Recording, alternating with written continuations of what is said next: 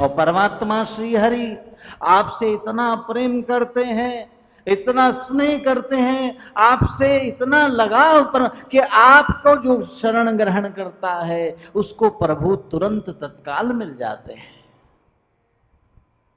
जो आपकी शरण लेता है, यहां तक कि परमात्मा जात पात पूछे नहीं कोई, ओ हरि का भजै सो हरि का होई, हरि का भजै सो हरि का होई। राम ही केवल प्रेम पियारा, राम ही केवल प्रेम पियारा, कृष्ण ही केवल प्रेम पियारा, कृष्ण ही केवल प्रेम पियारा, जान लेव जेहि जाननहारा, जान लेव जेहि जाननहारा,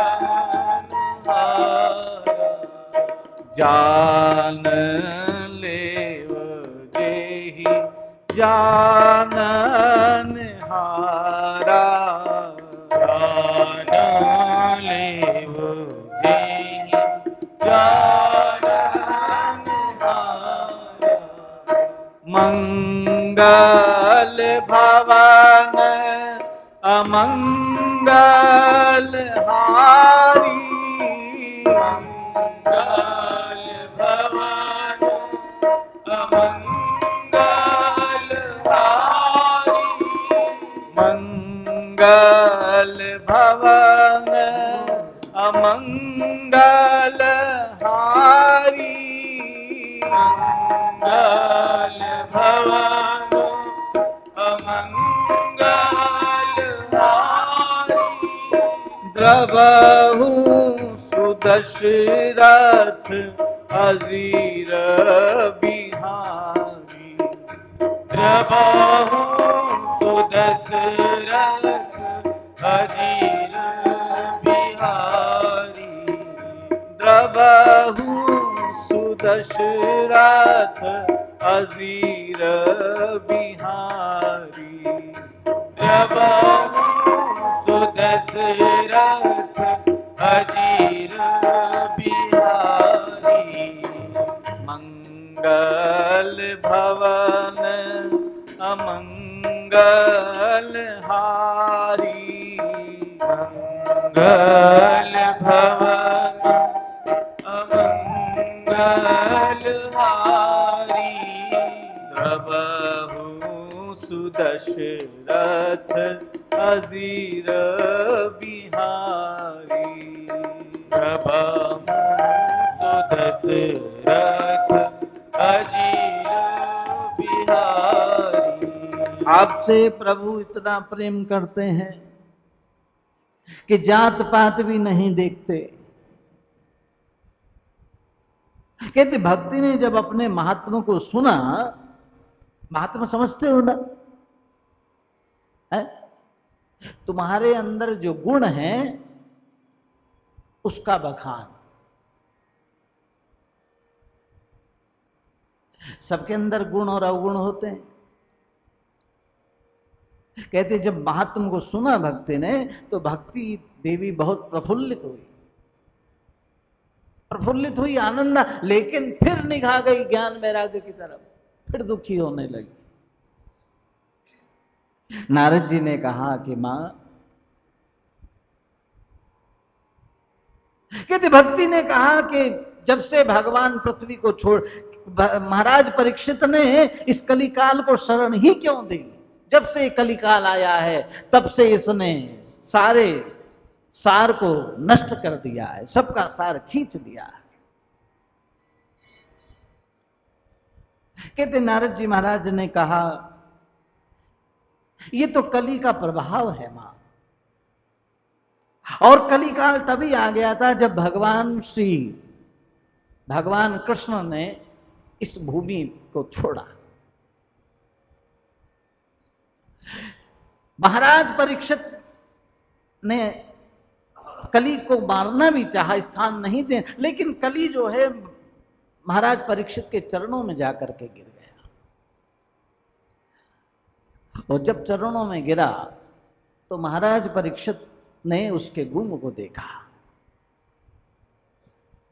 देखो, जो चरणों में आता है तो उसका गुण दिखाई देता है। महाराज परीक्षित ने उसके गुण को देखा, और उस कली में क्या गुण था मालूम? उसमें गुण क्या था? यत् फलम नास्ति तपसा न योगेन समाधिना, यत् फलम नास्ति तपसा न योगेन समाधिना तत्फलम लभते सम्यक कलौ केशव कीर्तना। ये गुण था उसका सारभूत। जो फल अन्य युगों में हजार हजार वर्ष तक समाधि लगाने के बावजूद, तपस्या करने के बावजूद, बड़े बड़े यज्ञ करने के बावजूद भी नहीं मिलता था, वो कलयुग में केवल भगवान के कीर्तन मात्र से मिल जाता है। केवल भगवान का कीर्तन करो। इसलिए गोस्वामी जी ने कहा, बड़े भाग्य मां कलयुग केवल नाम आधारा। इसलिए कलयुग में केवल नाम जपते रहो। समझ रहे? नाम जपते रहो। कौन सा नाम जप करो बता दूं? जपने के लायक तो केवल एक ही है। कौन सा है? बताओ। जपने के लायक तो केवल एक ही है, सीताराम सीताराम सीताराम सीताराम सीताराम सीताराम सीताराम सीताराम राजा राम राजा राम राजा राम राजा राम राजा राम राजा राम राजा राम राजा राम सीताराम सीताराम सीताराम सीताराम सीताराम सीताराम सीताराम सीताराम। तो जब भी समय मिले जपते रहो सीताराम सीताराम। जपने के लायक है तो किस जपो, किसो? सीताराम, राम का नाम जपो। अब पूजा करनी है तो किसकी करो?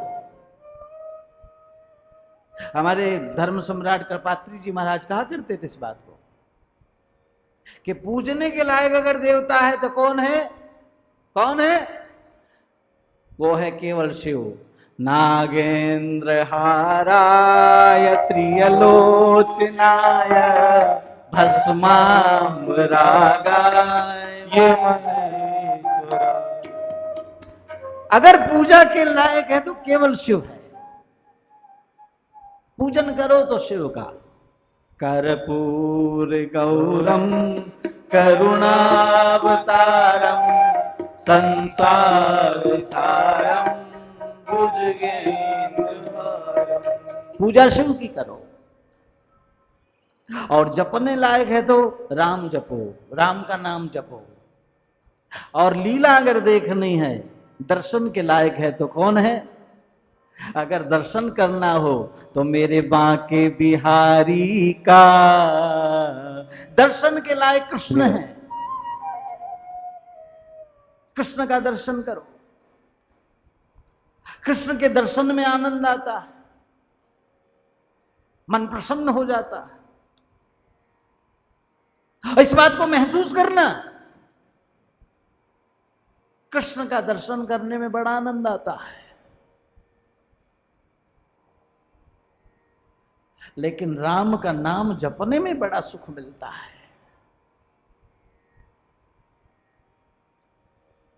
इसलिए हमारे जो बड़े बुजुर्ग, पहली जो परंपरा है वो चल रही, क्या? राम राम। क्या था? राम राम। चाहे आप कहीं पहला क्या था, क्या होता था? राम राम। ये तो अब चल गया है। कृष्ण के भक्त हैं, वो जय श्री कृष्णा कहने लगे, राधे वाले राधे राधे करने लगे, खाटू वाले जय श्री श्याम कहने लगे। ये तो अलग अलग ग्रुप बन गया, अब ग्रुपबाजी हो गई। लेकिन पुरातन हमारा जो पहले चला आ रहा है वो क्या था? राम राम। राम नाम में परम सुख है, परम शांति है। तो जहां मन में शांति हो तहां बस केवल जाप शुरू कर देना, सीताराम। कहते हैं भक्ति जब भी देखती है ज्ञान वैराग्य की तरफ, वैसी दुखी होती है। नारद जी महाराज ने बताया और कहा कि कलयुग का ये गुण है, कलयुग का ये गुण है। इसे कलयुग में जितना हो सके नाम जप करो, नाम जप करो। नारद जी ने कहा फिर भी आप चिंता ना करें। कहते भक्ति ने कहा अब मुझे चिंता की आवश्यकता नहीं नारद, क्योंकि अब मोहि भा भरोस हनुमंता। अब मोहि भा भरोस हनुमंता। बिनु हरि कृपा मिले नहीं संता। बिन हरि कृपा मिले नहीं संता। संतन की महिमा रघुराई। संतन की महिमा रघुराई। संतन की महिमा रघुराई। संतन की महिमा रघुराई। बहुविध वेद पुराण गाई। बहुविधि वेद पुराण गाई। बहुविधि वेद पुराण गाई। बहुविधि वेद पुराण गाई। कहते हैं नारद जी महाराज, भक्ति ने कहा कि अब मुझे चिंता की आवश्यकता नहीं, क्योंकि बिनु हरि कृपा मिले नहीं संता। अगर संत दर्श हो तो समझना भगवान की कृपा है, और जब संत कृपा कर दे तो समझना अब ईश्वर की कृपा से हम दूर नहीं। कहते हैं नारद जी महाराज ने ज्ञान वैराग्य को जागृत किया, ज्ञान वैराग्य जागृत हुए, लेकिन कुछ समय के लिए जागे, उसके बाद जमुहाई लेकर फिर से सो गए। जमुहाई समझ रहे हो ना, उबासी आई, उबासी ली, उसके बाद फिर से सो गए। नारद जी महाराज ने फिर प्रयास किया, और ये ज्ञान वैराग्य नहीं, ये आपकी हमारी सबकी दशा है। माता पिता के रूप में, गुरु के रूप में, शास्त्र के रूप में परमात्मा हमें समझाता है, हमें जगाता है, और जीव जागता भी है, लेकिन जागने के बाद फिर कुछ समय के बाद सो जाता है। और शास्त्र कहता है एक बार अगर जाग गया, जाग गया फिर सोना क्या रे। जाग गया फिर सोना क्या रे। जाग गया फिर सोना क्या रे। जाग गया फिर सोना क्या रे। भार कुकृत का ढोना क्या रे, हर भुगत का रोना क्या रे, जाग गया फिर सोना क्या रे, जाग गया फिर सोना क्या रे, सतगुरु का उपदेश मिला तब, सतगुरु का उपदेश मिला तब, इंद्रिय के वश होना क्या रे, इंद्रिय के बस होना क्या रे, जाग गया फिर सोना क्या रे, जाग गया फिर सोना क्या रे, एक बार अगर जाग गए तो फिर नहीं सोना चाहिए। कहते ज्ञान वैराग पुनः सो गए। नारद जी महाराज ने बहुत प्रयास किया, गीता पाठ हम बार बार गीता का पाठ किया वेद वेद, लेकिन नहीं जागे। अंत में नारद जी महाराज को चिंता हुई और नारद जी ने कहा आप मां चिंता ना करें, मैं ज्ञान वैराग्य को जागाने का कोई उपाय जरूर खोज करके आऊंगा।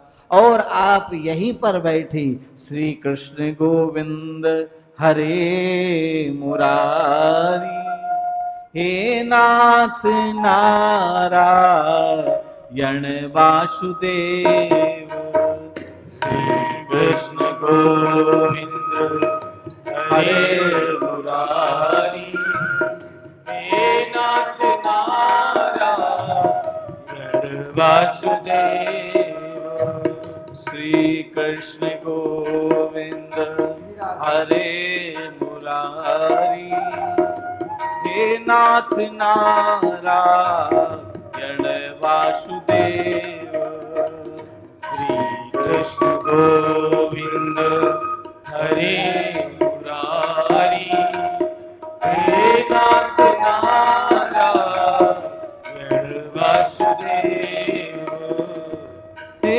नाथ नारायण वासुदेव, हे नाथ नारायण वासुदेव, हे नाथ नारायण वासुदेव, हे नाथ नारायण वासुदेव, हे नाथ नारायण वासुदेव, हे नाथ नारायण वासुदेव, हे नाथ नारायण वासुदेव, हे नाथ नारायण वासुदेव।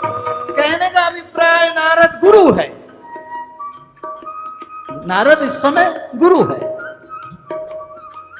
और गुरु अपने शिष्य को ये बताता है चिंता ना कर, तेरा ज्ञान भी जागृत होगा, तेरा वैराग्य भी जागृत होगा, तुझे संसार के सारे सुख भी मिलेंगे, लेकिन जो मैं तुझे दे रहा हूं इसको जपते रहना।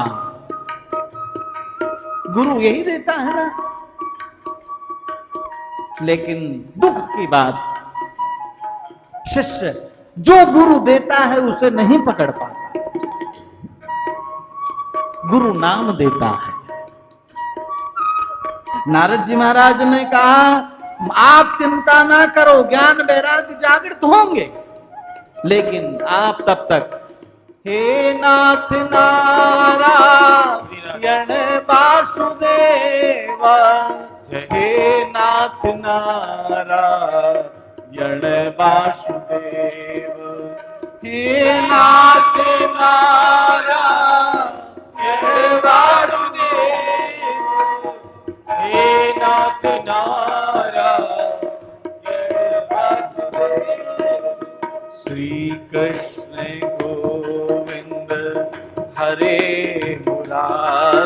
हे नाथ नारायण वासुदेव श्री कृष्ण गोविंद हरे मुरारी हे नाथ नारायण वासुदेव श्री कृष्ण गोविंद हरे मुरारी हे नाथ नारायण वासुदेव श्री कृष्ण गोविंद हरे मुरारी हे नाथ नारायण वासुदेव हे नाथ नारायण वासुदेव हे नाथ नारायण वासुदेव।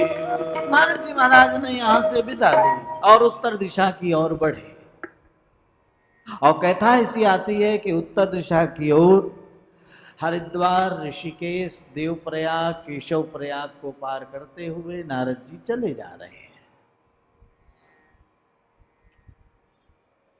और संतों का ऐसी मान्यता है, मानस में भी गोस्वामी जी ने इस बात का उल्लेख किया है कि जेहि के जेहि पर सत्य स्नेह हो।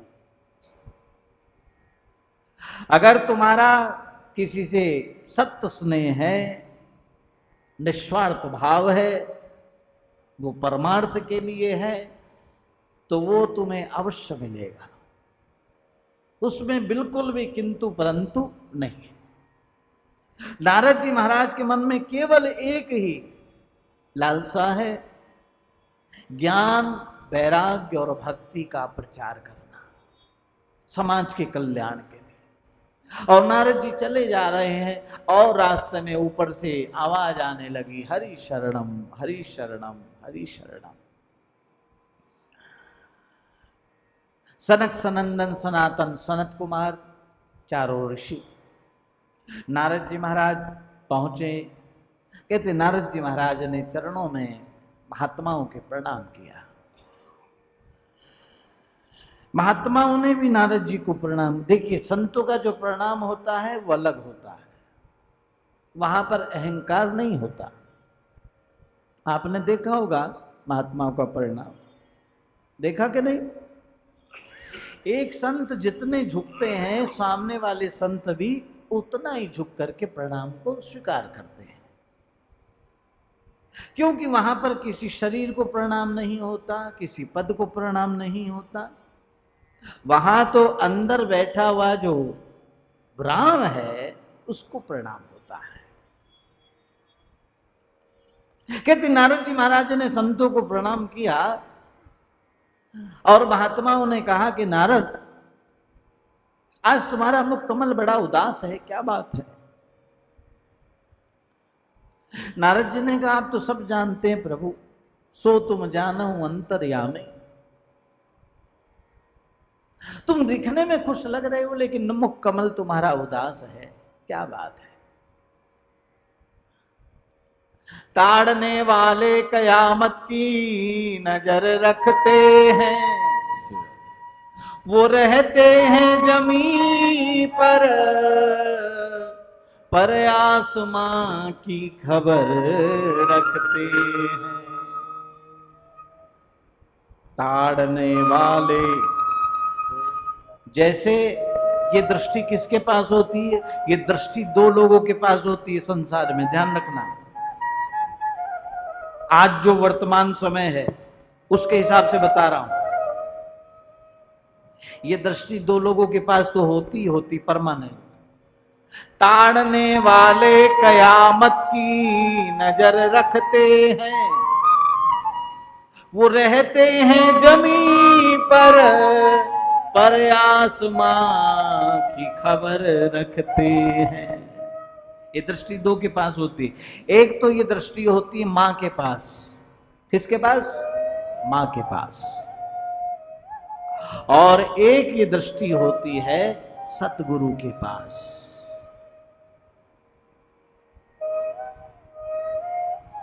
मां उसका बच्चा क्या कर रहा है वो सब जानती है। वो तुरंत पकड़ लेती है कि इस समय ये कहां चल रहा है, इसके मन में क्या चल रहा है। मां के पास वो शक्ति होती है।